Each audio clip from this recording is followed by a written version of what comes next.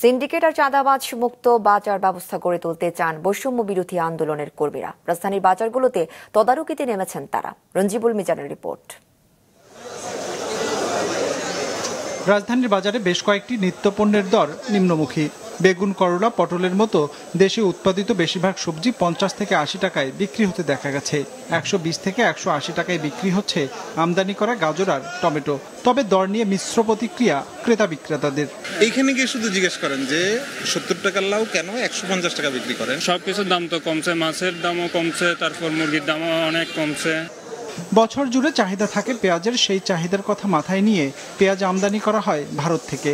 গেল কয়েকদিন আমদানি বন্ধ থাকায় কেজিতে 10 থেকে 15 টাকা বেড়েছে পণ্যটির দর, উঠেছে 110 থেকে 130 টাকায়। আর আদা রসুন বিক্রি হচ্ছে মাসখানেক আগের দামেই। দেশি পেঁয়াজ কেজিতে 12-14 টাকা বাড়ছে, আর ইন্ডিয়ানের পেঁয়াজ প্রায় 20 টাকা বাড়ছে। রসুন 220 টাকা, রসুন 220 টাকাই আছে, পেঁয়াজ 110-20 আছেই, কোনো কম নাই।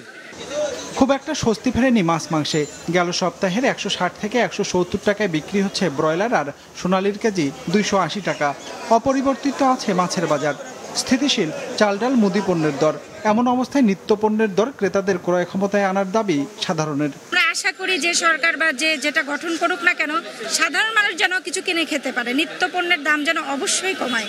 মাল স্টক করে রাখে, এদিকে বাজারে সাপ্লাই কম দিয়ে দাম বাড়ানো, এটা যাতে না হয় সেটা খেয়াল রাখতে হবে। গেল অর্থ বছরে দেশের সার্বিক মূল্যস্ফীতি ছিল 9% বেশি, আর খাদ্যে প্রায় 10%। এমন বাস্তবতায় আলু, পেঁয়াজ, চিনির মতো নিত্যপণ্যের ন্যায্য মূল্য নিশ্চিত করতে চায় শিক্ষার্থীরা। তাই তো আজও বাজার তদারকিতে দেখা গেছে তাদের।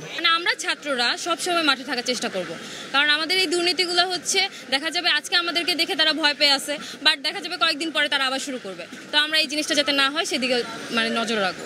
সবকিছুই আমাদের হয়ে যাবে ইনশাল্লাহ, একটু সময়ের অপেক্ষায় আমরা আছি। শিক্ষার্থীদের এমন দাবির সাথে একাত্মতা জানান সাধারণ মানুষ। রঞ্জিবুল মিজান, মাছরাঙ্গা সংবাদ, ঢাকা।